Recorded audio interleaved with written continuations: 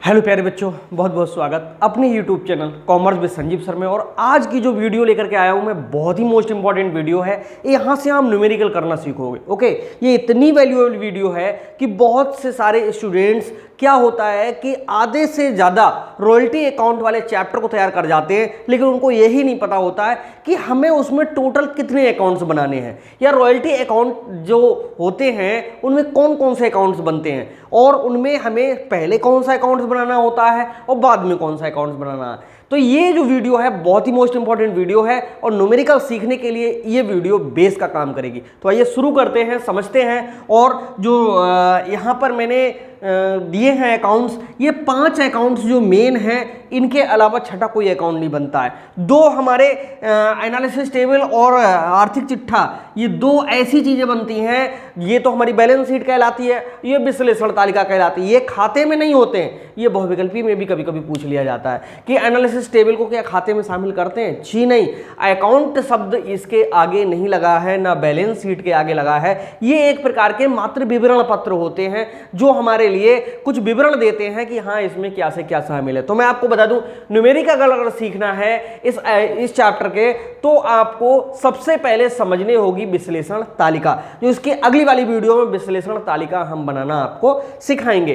तो पहला जो बनता है विश्लेषण तालिका बनता है। विश्लेषण तालिका का अपना एक शेड्यूल होता है, एक फॉर्म होता है, जिसमें सबसे पहले ईयर आता है, फिर आउटपुट आता है, फिर रॉयल्टी आती है, फिर मिनिमम रेंट आता है, और फिर इसके बाद में शॉर्ट वर्किंग आती है, फिर सरप्लस आता है, फिर सरप्लस जो शॉर्ट वर्किंग उसकी रिकवरी आती, फिर पीएल, और फिर बाद में पेमेंट। इतने उसमें कॉलम बनते हैं। लेकिन यहाँ पर मैं आपको बता दूं, विश्लेषण तालिका को छोड़ करके और जो बैलेंस शीट है उसको छोड़ करके 5 अकाउंट मेन है जो दोनों के अकाउंट में बनते हैं। यहाँ पर मालिक का खाता लिखा हुआ है, तो वहां पर जो पट्टेदार है उसका खाता, मतलब मालिक की पुस्तकों में पट्टेदार का खाता बन जाएगा, और जो पट्टेदार है उसके में पट्टेदाता का खाता बन जाएगा, यानी भूमिपति का खाता बन जाएगा। सिर्फ ये एक अकाउंट तो चेंज होगा, बाकी जो सेम अकाउंट है वो दोनों के में बनेंगे। ठीक है, तो पहला होता है हमारा अधिकार शुल्क खाता, जिसको हम कहते हैं रॉयल्टी अकाउंट। ये हमारा मेन खाता होता है। रॉयल्टी जो होती है हमेशा मालिक के लिए दी जाती है। ठीक है, तो डेबिट साइड में टू लैंडलॉर्ड और बाई साइड में पी एंडल। तो to landlord by P and L, to landlord by P and L हर वर्ष चलता रहता है। बहुत ही सरल अकाउंट होता है। जब हम न्यूमेरिकल सिखाएंगे, यकीन नहीं मानोगे कि पहले दिन में ही पूरा अकाउंट ये बनाना समझ में आ जाएगा।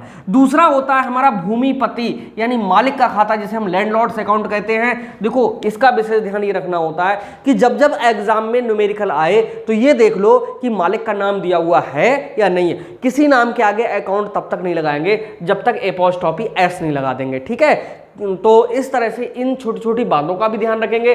तो जो मालिक का खाता बनता है उसको हमें क्या करना होता है, पेमेंट करना होता है। तो सब में डेबिट साइड में टू बैंक, और बाई साइड में रॉयल्टी और शॉर्ट वर्किंग के अलावा तीसरी चीज कोई आती ही नहीं है। ओके, तो यहां पर हम बताएं 2 अकाउंट हमारे ये हो गए, रॉयल्टी अकाउंट और लैंडलॉर्ड अकाउंट। तीसरा होता है लघु कार्य राशि खाता। ये लघु कार्य क्या होती है? देखो क्या होता है, जब हम किसी की खान पट्टे पे लेते हैं तो वो हमसे कह देता है कि फॉर एग्जाम्पल हम 50,000 रुपए वर्ष से कम नहीं लेंगे, चाहे तुम एक भी पैसा उत्पादन करो या ना करो। अब पता चला कि हमने 50,000 रुपए तो उसको पे करने हैं, लेकिन उत्पादन मात्र हम कितने कर पाए, 40,000 का ही कर पाए उसके लिए।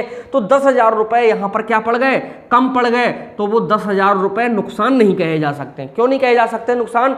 क्योंकि हमने उत्पादन ही नहीं किया, कोई सेल थोड़ी नहीं करा, हम तो यहाँ प्रोडक्शन कर रहे हैं। तो प्रोडक्शन में ही हम 10,000 कम कर पाए, इसका मतलब हमने काम कम किया है। इसलिए लघु कार्य, लघु माने होता है छोटा या कम, और कार्य का मतलब जो हम काम कर रहे हैं वो, राशि का मतलब होता है जो हमारी अमाउंट है निकल के आती है, और अकाउंट का मतलब है कि इसका पूरा ब्यौरा कि यहां पर हमने कितना कम या कितना ज्यादा अर्न किया।